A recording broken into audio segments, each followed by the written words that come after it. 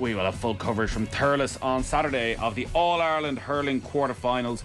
Galway against Cork throws in at 1:45, followed by Clare against Wexford at 3:45 to look ahead to the two matches. We're joined by Jamesie O'Connor, who is with us. Jamesie, evening. Nathan, how are you? I'm very well. And Sarah Donovan is in studio. How are you, Sarah? I'm very good.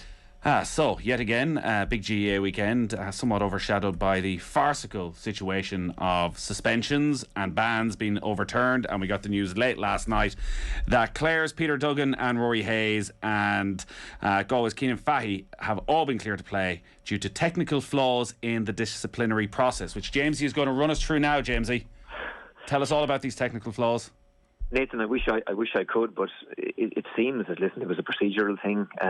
Mistake, I think, made that the meeting that was held online was obviously not permissible under whatever rules and regulations the GAA applied, and that suspensions were overturned. I think the big thing for me, I mean, obviously the Munster final, coming away from Thurles, you were blown away by how good the game was. I heard Tommy on here last Tuesday night again eulogising about it, and he's coming from a neutral perspective. And nobody, I think, came away expecting to hear about suspensions or players being suspended. And to me, what happened on the Sunday game that night just missed the mood of the whole day and of the occasion. And is that their job, Jamesie?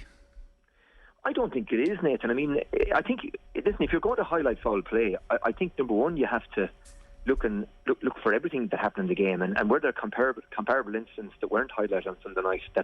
I think there were. And the second thing I think you've got to appreciate or show is context, because context is everything. And I mean, if someone throws a punch, fine, they deserve a sanction or whatever. But if that, if you don't show the provocation that caused that, you're not showing the context, and I think that's important. So I just felt that it missed the mood, and obviously from the Clare perspective, look at the Clare players in question, maybe lost their discipline at that particular time, and I felt that they'd, if they were going to be suspended, they'd pay a very, very heavy price for it. And I felt that wasn't fair in the circumstances, because there were comparable incidents arguably on the other side that weren't shown. So that's the issue I had and that I raised in my column. And but look at from a Clare perspective, all's well that ends well. The two lads are available for the weekend. Yeah, I'd say the mood has changed somewhat around Clare today. Nathan, it has, because believe me, the team put massive energy into that Munster campaign, that Munster final. 5 games in which they played really well. I mean, there was no game, would say, where they didn't perform, where they didn't play to a particular standard, and yet came away with nothing. And expending the energy that they did, Clare needed, I think, something positive to happen. And certainly I think the players were low and down, and this was an added blow. And I felt that they were very vulnerable against Wexford, the circumstances. So Clare needed something positive to happen, and certainly it's a big lift to the team to have the two lads back and available for Sunday or Saturday. This sort of sums up the GAA disciplinary system in that none of it works well for anybody. So should the players have been suspended in the first place? Possibly, but are we trial by TV, and is that selective? Nobody quite knows. I personally don't see a great issue with the Sunday game analysing certain parts of the game, but I guess you got to be sure that you're getting every piece of foul play in there if the end result is players are missing some of the biggest games of their career. And then like this nonsense of 3 days before the game, 2 days before the game, that players don't know whether they're going to be allowed play, getting off on a technicality. Yeah, I have no issue with the process, right? If you told me that on Monday morning the referee's going to sit down, he's going to watch minute 1 to minute 70, and he's going to assess everything and then decide how the game fared out. The picking out individual instances and when comparable instances are missed is my issue. And actually Joe Canning today said whatever happens in the game happens in the game, and we should move on from that point. So he wouldn't agree with me that there should be a process, after a game to pick up these kinds of instances where there is foul play. But I certainly think that if there is an opportunity for suspensions, then it should be fair, concrete, transparent, and it should be done, and everyone should understand. So in a game then, a player might decide, I won't pull a dirty stroke there because it's going to be picked up on Monday morning when the referee assesses it, and that might make the game cleaner. So there is ways to make the game cleaner without putting in these suspensions willy-nilly. That seems to be the key to this, Jamesie. It needs to be one or the other. That as you either go down the Joe Canning route and the 70 minutes is the 70 minutes and we all move on and whatever decisions were made, and if it's not in the match report that evening, you're in the clear. Or maybe somebody sits down on the Monday morning and goes through in fine detail that 70 minutes and picks out every single piece of foul play that wasn't spotted, and maybe you end up with 10 suspensions out of every match. I don't think anyone wants that either. I don't think so, and I think there's probably a happy medium there, Nathan. I mean, nobody wants to see players getting away with, serious foul play, doing something that a referee or his officials miss, and it deserves to be punished. I mean, you're responsible for your actions on the pitch, and if you transgress, you expect to face the consequences, and if sanctions are applied and fair and merited, well, then so be it. But I think a big issue, I mean, we do so many things well in the GA, and last Sunday was a special day, Nathan. I thought it was one of the greatest GA days I've ever experienced, and everybody that was there was enthralled and really, privileged to have been there, given the spectacle that both sets of players treated us to. But it's at the same time probably not acceptable that 3 or 4 days before a massive game we're still wondering, are these guys going to be available or not? And I think up to last Thursday the Clare management, they had heard nothing about the issues and the players and the incidents that were highlighted from the game. So that's something again that we got to do a little bit better, and it's maybe back to the drawing board for the authorities to take a look at this whole disciplinary situation.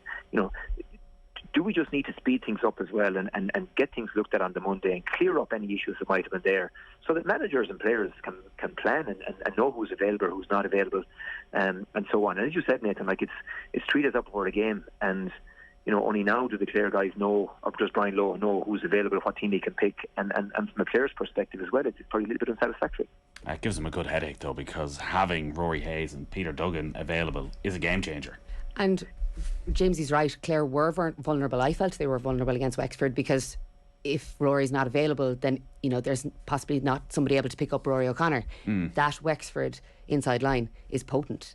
Conor McDonald is excellent, Rory O'Connor's excellent, and you need your best defenders there to be able to close them off. And I suppose we're talking about Wexford taking 2 scalps. This Clare team, technically in Wexford's eyes, is there for the taking, and Wexford have nothing to lose.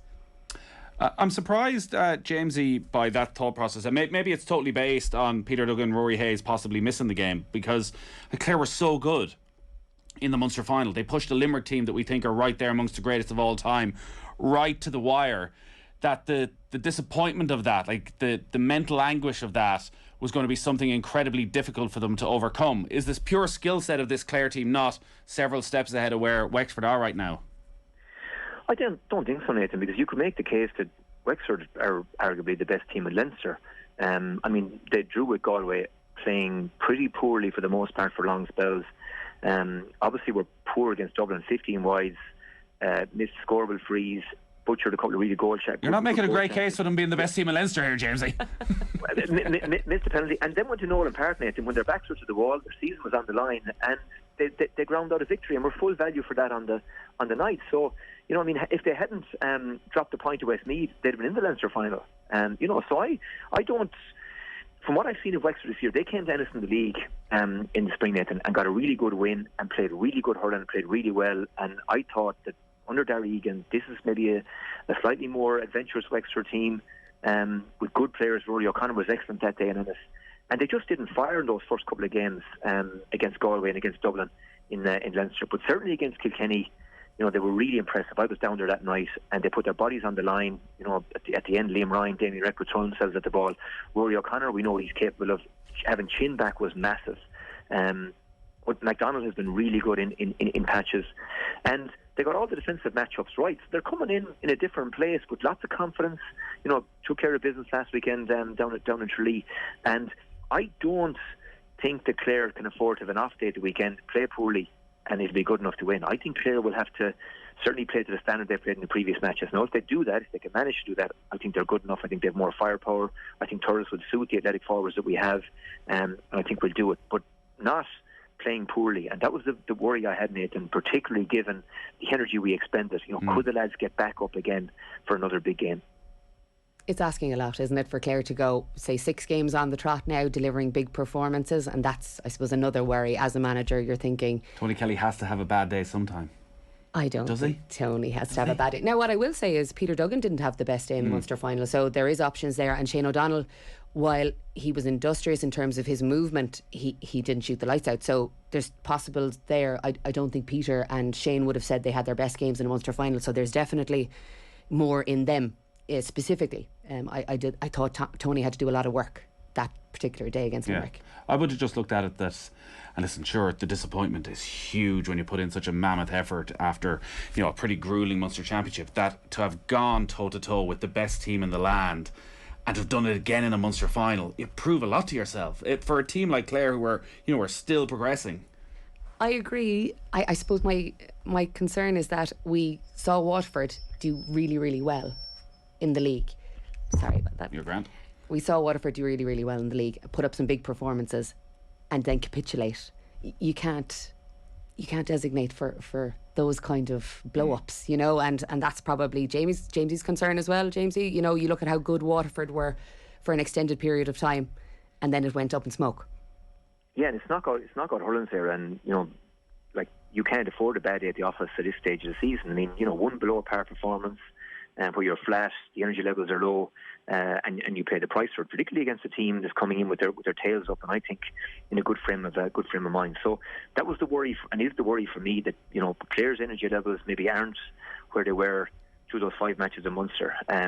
And that's why, as I said, just that even the psychological lift of having the two lads available, I think is a good news story that I think the Clare lads needed. And I think they'll as well, having lost that game in Ennis to Wexford earlier in the year, I think they'll be aware of the threat that Wexford pose, and I'm sure that Brian will be driving home that point, given again how well they played against Kilkenny. So for me, if Clare's minds are on the job, and if the energy levels are back up, then yeah, I think they'll win. But I think they'll need to be. You touched, Jamesie, on some of the threats that Wexford have in their inside forward line. From Wexford defensive point of view, and the challenge of somehow trying to control Tony Kelly, which may be an impossible challenge, how do you think they go about that, Wexford? It's hard to know, Nathan, because against Kilkenny they got all the matchups right. You know, Paddy Foley did a great job, and Walter Walsh, Matt O'Hanlon attached himself to TJ, nullified his influence.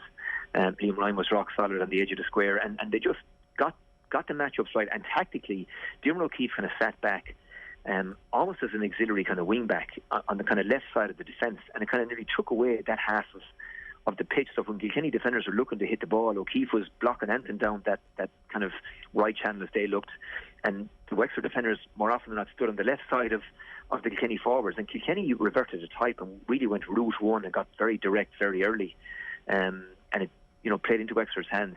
What you do with Tony, I'm not sure. I mean, do you man mark him? Do you trust or allocate Damien Reck or someone to do the job? But the way Tony plays, you know, he'll be centre forward for 5 minutes, he'll be back in the edge of the square, he'll be in the corner, he'll be out in the wing.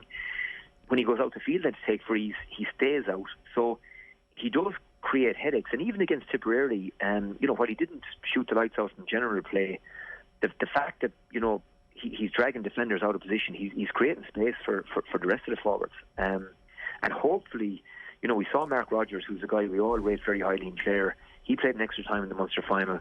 Having him back or closer to full fitness is another huge bonus. Aidan McCarthy as well apparently is on the way back. And Brian Owen's hand could arguably be getting stronger, hopefully, the deeper we get into this championship. So we have other weapons if Tony is held. And, you know, as Sarah alluded to, O'Donnell and Duggan didn't shoot the lights out, you know, the last day. So if those two guys are better at the weekend, that takes some of the pressure maybe on the load off Tony. And when you are at this stage of the championship, like, Tony Kelly's never going to have it all his own way. That is the key here, that the space that he creates as he moves around the pitch, and he, you know, he drags a man marker, but also 2 or 3 other players' eyes are going to be on him all the time, that there's opportunities there for the other Clare forwards. Yeah, so Declan Hannon obviously sits for Limerick, and he's the only centre back in the country who's allowed to sit. You know, every other centre back seems to have to move, and that caused so much hassle for William O'Donoghue and the half-backs and half-forwards. So it's interesting whether Wexford will choose to sit or whether they'll pull him out. But it does create massive headaches in midfield for these teams when Tony's moving, because it means there's 3 players in midfield that they have to pick up, and it's chaos. Lee Chin, James, you feel he's back to pretty much his very best? Yeah, I thought he was excellent against Kilkenny, and particularly, Nathan, you know, early in the second half, Kilkenny looked like they might be starting to grab hold of the match, and Chin came out and just did the simple thing so well. Just won the dirty ball, you know, did the right thing, laid off a hand pass, just held it up, took the right option, and just grabbed a hold of the match when Wexford, as I said, seemed to be wavering a little bit. I think as well, having him back on the freeze is big, because Rory O'Connor just looks like a kind of a 70-80% free taker, when at this level you need to be kind of nearly 90% or above that. And Chin was really good on the frees that night in Nolan Park. And I think, look, he's obviously a leader as well. You know, he's a physical presence. You can put him in the edge of the square with McDonald as a kind of a two aerial ball winners in the edge of the square. It gives you something different. It allows you to go very direct. We've seen Wexford do that, you know, at times last year and in the past. So, yeah, he's a massive player for them. And, you know, the hamstring injury seems to be fully healed. When he played, as I said, in patches, came on, I think, in the second half against both Dublin and Galway. But having him from the start is massive for Wexford. And that's a big plus to have him back, and have him back playing well and in form and in confidence as he appears to be. It's a huge game with Kilkenny waiting in an All-Ireland semi-final. As Jamesie says, Wexford are maybe the best team in Leinster. Either of these teams, whoever comes through, will really feel there's a massive opportunity to get to an All-Ireland final.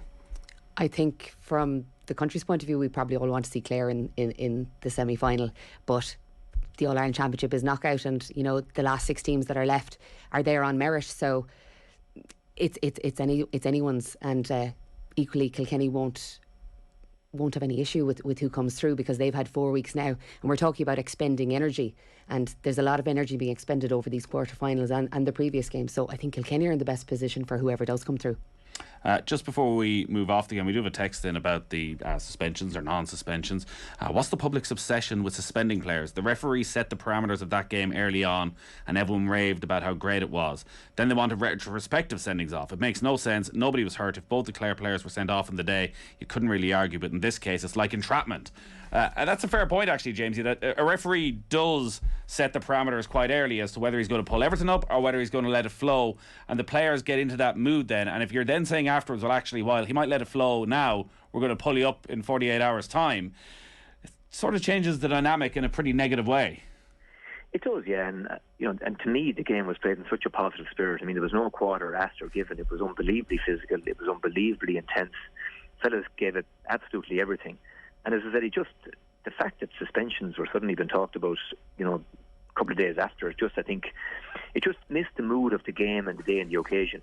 Now, that said, I mean, I know John Keenan got huge plaudits for the way he let the game flow. At the same time, Nathan, he probably did miss, if you look back at it, and I watched it back, he did miss probably obvious yellow card offences, other frees that maybe should have been pulled. And at the end of the day, his job as to referee the game is not to let the game flow. And I have huge sympathy for any referee trying to referee modern intercounty hurling now, especially with the way the tackle is. Because you could blow the whistle incessantly if you were going to blow for every technical foul. So there's a very, very fine line. And John Keenan, more on an awful lot of occasions, got it right, and more right than wrong. But he did miss some things, and there was probably 1 or 2 obvious yellow cards things early on, which changes the way defenders maybe play as well. And I don't know if the referees had their review or how that went, but certainly, I don't think anybody expected to see suspensions or always have this conversation we're having tonight, Nathan, coming out of Thurles that Sunday. So that is the second game, Clare Wexford, 3:45 on Saturday. First up, it is Galway against Cork at 1:45. Sarah, last time you were in studio, I think it was about 5-6 weeks ago, and we were talking about Cork and where it had all gone wrong for Kieran Kingston and the expectation he was coming into his final match. And here they are in an All-Ireland quarter-final. How'd you get it so wrong? How did Waterford get it so wrong? Because I'm going to blame Waterford for this one. Their capitulation allowed Cork to put themselves in this position. You got to give Cork some credit. I do. Well, I do, and then I don't, because on Saturday against Antrim they made hard work of it. And again, 2 cheap goals given away allowed Antrim lead that game in the second half. And you can't be doing that when you have big games coming up. You can't be allowing teams to stay in the game when they're not of the same quality. And that's the problem with Cork, is that they give away cheap goals. You were concerned at that stage that maybe the work ethic wasn't there, that the players didn't quite understand what was needed to win big championship games. And I understand what you're saying about Waterford capitulating. But the way we were talking about Cork that night, I would have expected Cork to be the side to capitulate. They seemed to work, like their work rate was off the charts for the last few games against Waterford and Tip, and I have to commend them on that. But I suppose it started at number 15 to 1. You know what I mean? We had Conor Lehan, his work rate Alan Connolly. They made changes as well. Like Tim O'Mahony switched from wing back to wing forward. It wasn't that this team stayed static and they won as a result. Cork made big changes and that was in a response to how poor they were and the work ethic that they were showing. So yeah, I'm going to be in the terrace on Saturday and I can't wait, but I'm nervous because this is the game that I didn't want. Why? I think Galway have the physicality to bully Cork, and I'm a bit concerned. Galway got so much wrong in the Leinster final. They're going to improve tenfold, and they're going to want to show that they are going to be in this championship, and that's my concern. If it was Kilkenny, I would have fancied Cork to do well against Kilkenny if Kilkenny were coming off the back of a loss to Galway. Jamesie, what improvements have you seen in Cork over the last 3 games? Albeit with Antrim being, maybe it was sloppy, maybe they've one eye on a quarter final already, and you're not quite there. But the victories against Waterford and Tip have turned their season on its head and turned the conversations around them. What have you seen that's changed that's given them this bit of momentum? Well, I think Sarah alluded to the work rate. I mean, obviously they were pilloried and rightly so after the Limerick performance. For the lack of movement up front, the lack of work rate, and I mean, Limerick obviously put them to the sword and did so emphatically.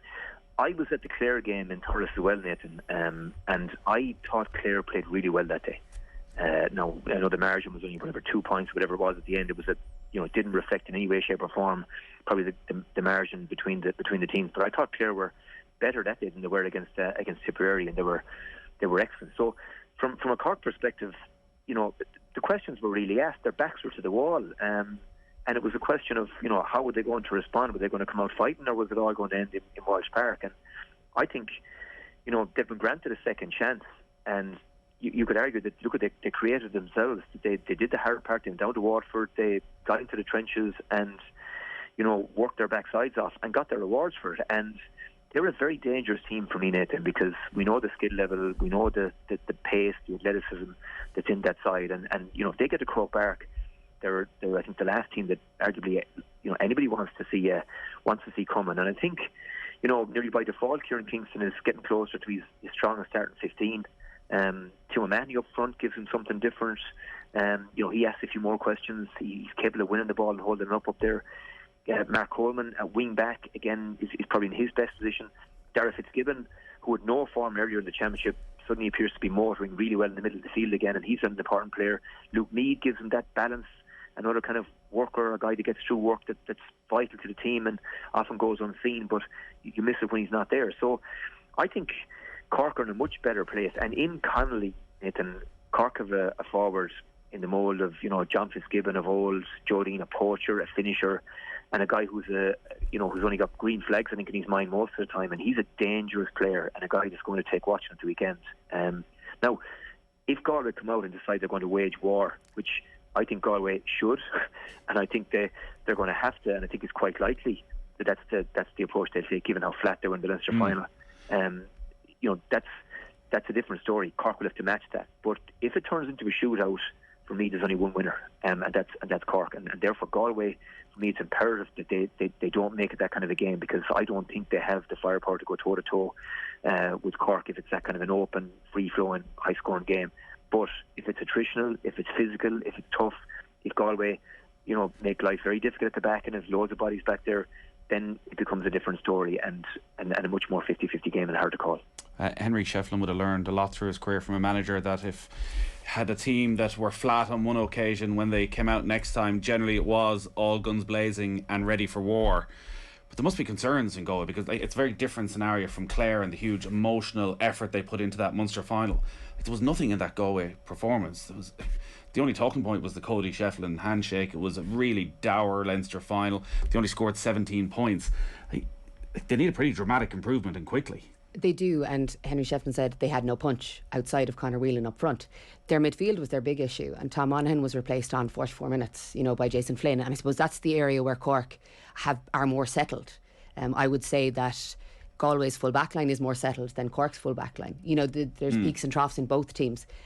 David Burke is going to surpass Stuart Canning or Joe Canning, sorry, with 63 championship appearances, and he'll be back in for Galway. So that could be a big change for Galway. I just felt they were incredibly flat in midfield. They missed a couple of goal chances early on in the Leinster final, and if they had got those, maybe the game would have been a very different game.